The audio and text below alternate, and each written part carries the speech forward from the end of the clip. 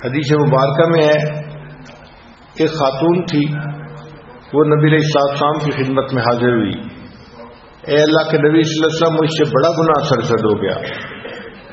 نبی علیہ السلام نے چہرے انور دوسری طرف پھیر لیا. وہ دوسری طرف سے آئی اور پھر اس نے کہا اے اللہ کے حبیب صلی اللہ علیہ وسلم، مجھ سے بڑا گناہ سرزد ہو گیا. پھر تیسری طرف رخ پھیر لیا. پھر اس نے یہی کہا. پھر چوتھی طرف.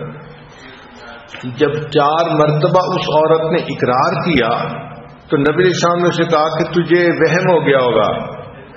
اس نے کہا نہیں اے اللہ کے نبی صلی اللہ علیہ وسلم، میں حاملہ ہوں اور بچے کی ماں بننے والی ہوں، مجھے اس میں کوئی شک نہیں ہے، میں نے گناہ کا ارتکاب کیا ہے. تو نبی علیہ السلام نے اسے فرمایا اچھا جب بچے کی ولادت ہو جائے تو پھر میرے پاس آنا. چنانچہ یہ عورت گھر واپس آ گئی. اب ذرا سوچئے، اس کو کسی پولیس نے نہیں پکڑا ہوا تھا، یہ کوئی جیل میں بند نہیں تھی، یہ اپنے گھر میں زندگی گزار رہی تھی، مگر یہ اپنے ضمیر کی قیدی تھی. اس کو آرام نہیں تھا، اطمینان نہیں تھا، اس کا وقت نہیں گزر رہا تھا. یہ پریشان تھی اس بات پہ کہ میں نے گناہ کا ارتکاب کیا، اب جب تک میرے اوپر حد جاری نہیں ہوگی میں اپنے اللہ کو چہرہ نہیں دکھا سکتی، میں اللہ تعالیٰ کے سامنے قیامت کے دن پیش نہیں ہو سکتی.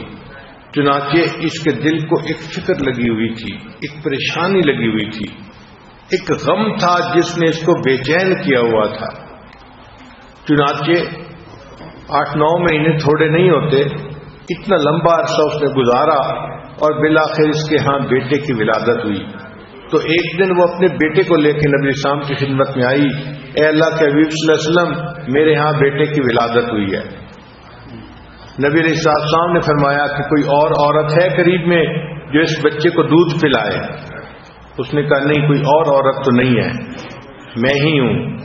اور اس زمانے میں یہ فیڈر والی مائیں نہیں ہوتی تھیں جو فارمولا دودھ پلاتے ہیں.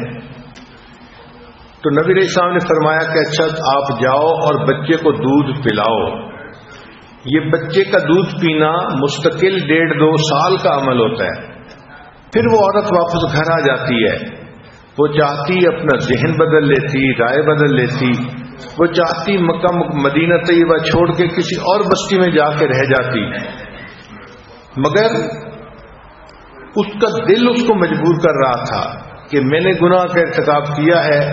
مخلوق کو پتا ہو یا نہ پتا ہو، پروردگار عالم تو جانتے ہیں، اور میں نے اللہ کے سامنے قیامت کے دن پیش ہونا ہے، اور میں نہیں چاہتی کہ میں ناپاک حالت میں اللہ کے سامنے پیش ہوں.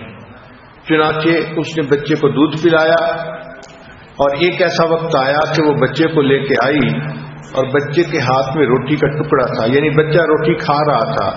اس کا مطلب یہ کہ اب اس نے سالڈ لینا شروع کر دیا ہے، اب یہ صرف دودھ کا محتاج نہیں ہے. تو پھر نبی علیہ السلام نے صحابہ کرام سے فرمایا کہ اب اس عورت کے اوپر حد جاری کی جائے. چنانچہ عورت کے اوپر حد جاری کی گئی. جب اس کو سنسار کیا گیا تو ایک صحابی اس کو پتھر مار رہے تھے، ان کے اوپر خون کا چھینٹا گرا. تو جب خون کا چھینٹا گرا تو انہوں نے نفرت کے ساتھ کہا کہ ایک ناپاک عورت کا خون میرے کپڑوں پہ کیوں آ کے پڑا.